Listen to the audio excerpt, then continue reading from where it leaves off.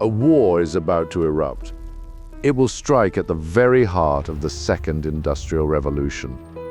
The secret to electrifying the entire world has just been unlocked: alternating current. And the visionary immigrant behind it, Nikola Tesla, is about to challenge the established empires of power. The problem is, the electrical industry already has an owner.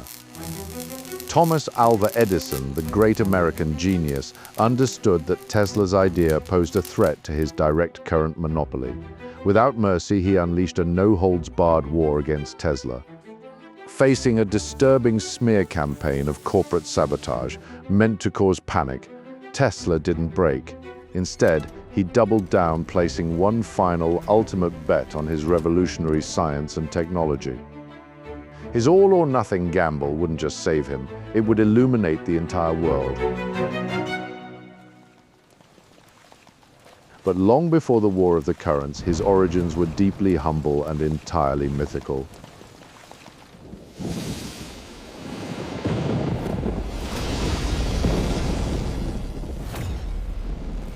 Nikola Tesla was born at midnight amidst the most violent electrical storm his small town could remember. As deafening thunder crashed around them, the midwife delivering the baby was overcome with terror. It was still a time of darkness and shadows before science brought light to the world. This is a bad omen. Guided by ancient superstition, she feared it was a sign that the child was cursed. No.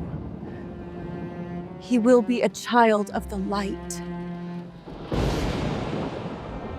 While the midwife focused on the wicked shadows cast by the lightning, Nikola's mother saw the light in him, taking the storm as a sign that her son was destined for greatness. That child born under the lightning ended up illuminating the entire planet. He possessed an astonishing and almost unnatural visual eidetic memory, an extraordinary mental ability to visualize ideas with crystal-clear precision.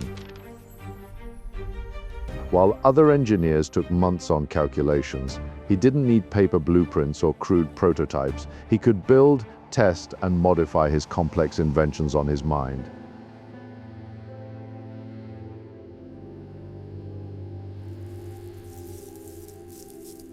My method is different.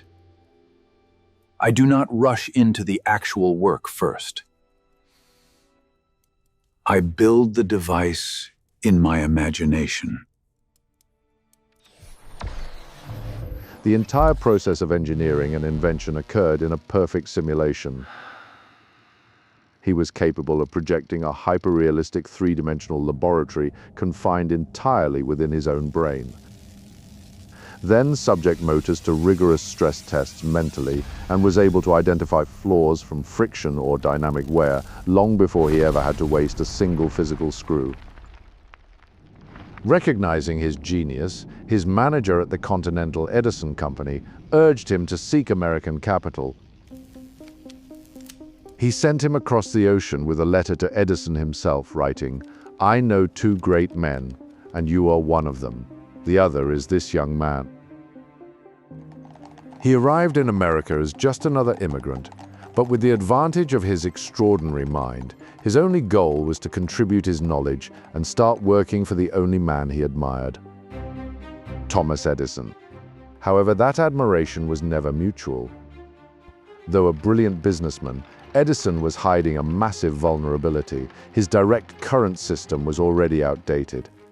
Edison's direct current was extremely weak and inefficient. It lost thermal power so fast that it only traveled a couple of miles, requiring a dirty power plant in every neighborhood. It was then that Tesla presented his elegant and revolutionary solution, alternating current, a fluid system that could transmit electricity over hundreds of miles with thin wires. Edison challenged him, and Tesla pulled it off flawlessly. Your ideas are splendid, but impractical. I'll give you $50,000 if you achieve it. He completely redesigned his boss's inefficient generators, optimizing the magnetic flow and saving him an absolute fortune in operations. But faced with this immense feat, Edison didn't pay him a single cent of the promised reward. You do not understand our American humor. Betrayed, Tesla resigned and spent a dark year digging ditches for $2 miserable a day just to survive. But such a massive level of genius cannot remain hidden in the mud. He was soon found by George Westinghouse, a visionary entrepreneur who saw the global future in alternating current. Westinghouse bought Tesla's disruptive patents. For the first time, the so-called Child of Light had the capital and infrastructure to challenge the almighty Wizard of Menlo Park.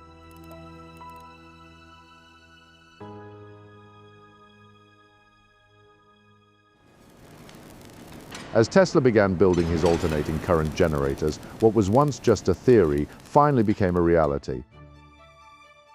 The debate over which current was superior, AC or DC, spread to universities and laboratories worldwide, where the most respected scientists were forced to choose a side.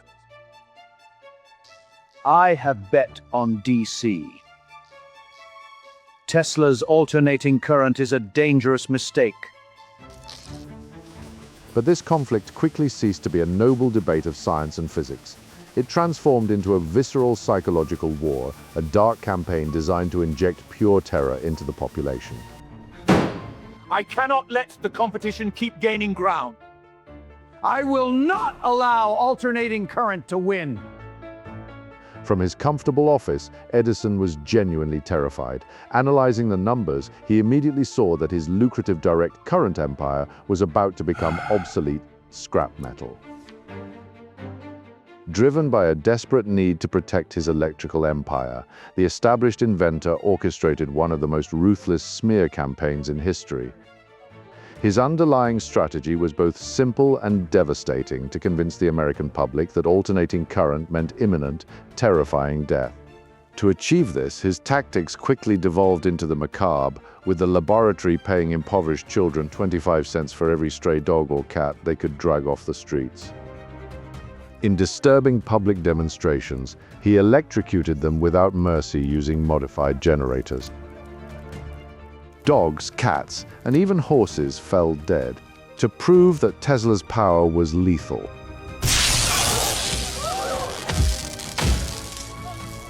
This spectacle of cruelty reached its darkest point with the slaughter of Topsy, a majestic circus elephant. Strapped to copper plates, she was struck by thousands of volts while a captivated crowd watched her die.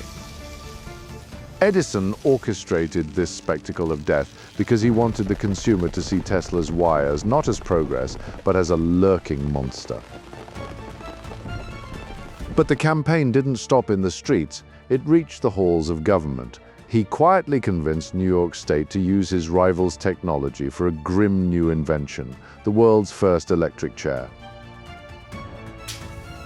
Edison dominated the media war, cornering his enemy. Tesla needed a masterstroke to survive. That elusive opportunity materialized in 1893, the majestic Chicago World's Fair. The prize was the coveted exclusive contract to fully illuminate the grounds of the imposing fair. It wasn't a simple municipal commission. It represented the technological showcase of the century, destined to be the greatest and most dazzling spectacle of artificial light ever witnessed in human history. Leveraging his prestige, Edison and General Electric submitted an astronomical bid of $1 million. He was absolutely sure he would win, believing his political influence was invincible. But then Tesla and Westinghouse made an all-or-nothing gamble. They presented a flawless technical proposal for exactly half the price. The audacity worked, and they snatched the contract away. It was an all-or-nothing gamble on a global scale.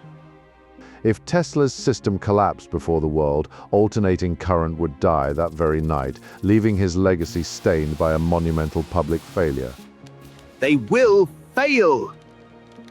It's a terrible risk. Those alternating current generators won't hold. They'll burn down the entire fair. The anticipation was suffocating. On the opening night of the fair, hundreds of thousands of people held their breath, immersed in the cold darkness of the immense neoclassical-style city. The president pressed a ceremonial golden button. For an eternal second, silence dominated the night. The electromagnetic circuits closed, and then there was light. 100,000 incandescent lamps erupted in a simultaneous glow, bathing the massive buildings in more pure white light than all of humanity had ever seen gathered together. The contrast was revealing. It wasn't the annoying and dim yellow glow of Edison's faulty grid. It was a flawless radiance, brilliant, unwavering, and absolute. It was the unmistakable triumph of applied mathematics and intelligent design. It was the light of Nikola Tesla, illuminating not just the architecture, but the astonishing dawn of a new technological era. In a blink, the campaign of terror crumbled. The global public had seen the irrefutable truth. But for Tesla's insatiable intellect, the luminescent magic of Chicago was just a test. His gaze was already fixed on the horizon. The true mastery of power had only just begun. Now came the true and ultimate challenge for modern engineering, taming a furious titan of nature, harnessing the thunderous might of Niagara Falls. The most powerful investors on the planet, led by figures like the magnate J.P. Morgan, wanted to extract energy from Niagara, but no engineer knew how to transport it without it dissipating. Tesla, fueled by his victory in Chicago, proved to them with precise calculations that only his alternating current could move that massive power across immense distances with barely any losses. Finally, they entrusted him with the most ambitious project of the industrial age. It represented the greatest gamble of engineering and applied physics in the entire history of human civilization up to that moment. Miles of tunnels were excavated to divert the natural course of the river. Colossal turbines were installed, titanic machines built following Tesla's complex designs. In the historic year of 1896, the moment of absolute truth arrived. The scientific world and skeptics across the globe held their breath as the control panels were activated. In an instant of pure technical wonder, the raw power of 1,000,000 horsepower was tamed. Niagara was no longer just a waterfall, but a limitless source of power for mankind. That energy was sent through an innovative cable layout all the way to the city of Buffalo. It was the first time a metropolis was brought to life thanks to the invisible power of a distant waterfall. The system worked flawlessly. Nikola Tesla's alternating current decisively defeated Edison's, becoming the electrical standard that governs the planet's progress today. Even the eminent Lord Kelvin, the ultimate authority in physics and a former defender of Edison, admitted his mistake. He sent a historic telegram to Tesla saying, "Congratulations, you have won."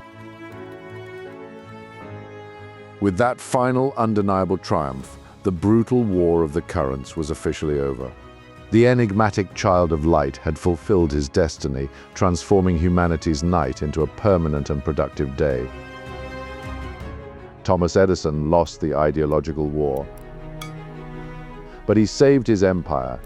His company, General Electric, adopted Tesla's AC technology out of pure commercial necessity, transforming into a global colossus. However, for Tesla's altruistic spirit, this was never a matter of money. For him, the success at Niagara was not the final goal. It was simply the prologue to a much bolder plan. He had managed to illuminate the continents using complex and expensive networks of cables, but now his visionary mind wanted to execute what the conservative science of his time called sheer madness. Tesla dreamed of a world where energy flowed freely through the atmosphere. He wanted to eliminate cables forever, allowing electricity to be as accessible and free as the air. That final and noble dream of wireless global energy would strip him of every penny of his fortune, his prestige among the elite, and ultimately his own emotional stability and mental health. We will soon uncover how the mind that lit up the world attempted to give that energy away for free. Subscribe now so you don't miss the tragic end of the genius who rewrote the rules of power and launched the world into the electrical age. Until next time.